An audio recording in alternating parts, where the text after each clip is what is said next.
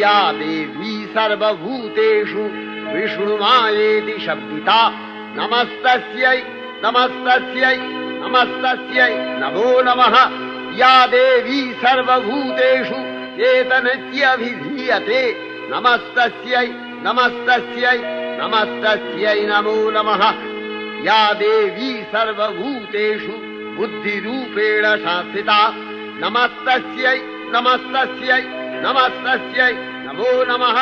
या देवी सर्वभूतेषु निद्रारूपेण संस्थिता नमस्तस्यै नमस्तस्यै नमस्तस्यै नमो नमः।